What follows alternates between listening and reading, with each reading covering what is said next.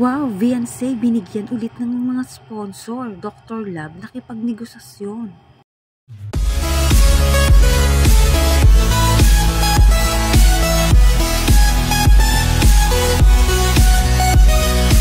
Grabe talaga, may binigay ulit nga ang mga sponsor kay Vianse. Ano kaya iyon? Dr. Lab, pumayag kaya ang mga kanegosasyon? Tara, alamin natin. Kamusta po mga kalingap? Muling nagbabalik ang inyong lingkod mini vlog, naghahatid ng update tungkol sa mga kalingap. Bago ka pa lang sa aking channel, mag-subscribe na at huwag kalimutang mag-like para lagi kayong updated sa aking mga videos.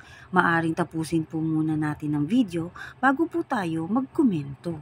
Wow, grabe! May karagdagan nga pong lupa na ibibigay nga dito kay Vianse na 100 square meter. Bukod sa may bahay na, ay may karagdagan pa itong bagong lupa.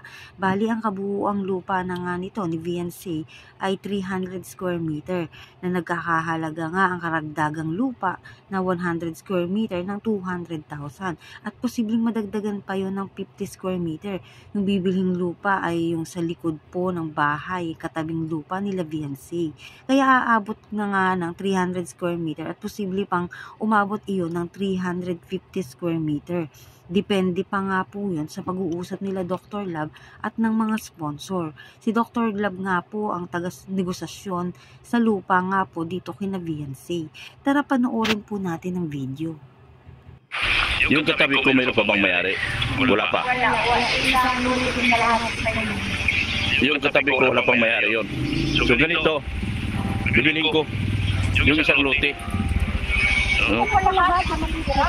Ha? Isa't kalahati ang natitira. Manong, halika rito. Maganda to. Hanap buhay to, basta ako kausap nyo. Kwarta to.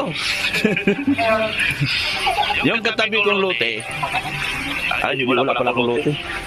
Katabi nung binili ng sponsor ng lote, bakante pa ba yun? Ha? Tagalogin mo, ay hindi ko marunong. Ang problema, isa lang ang gusto bilhin. May tirang kalahati. Ang mangyayari, kausapin ko yung sponsor na bumili sa lote. Kasi ang isang lote doon sa likod, idadagdag dito kay Vianse. Dagdagan ng isang lote si Vianse.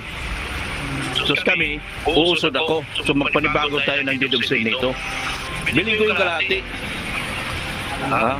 Ay hindi. Yung isa kasi mag-usod ako. Uusod ako, gagawa tayo ng panibagong deduction nito. No. Kasi yung kalahati, yung isang lote, ibibigay ko kay Vianse. Wala akong lote dito ha. Wala akong lote. Yung ano lang, napaputusan lang ako. Ilang square meter yung kalahati na natira? 50 meters. 50 square meter. Oh, 50 square meter. Ayun. So, yun. Sige. Bibilin natin. Bibilin ko. Magawa na lang tayo panibago ng ano. Didog sale doon sa binili ng kaibigan ko. Oh, sige. Sige na.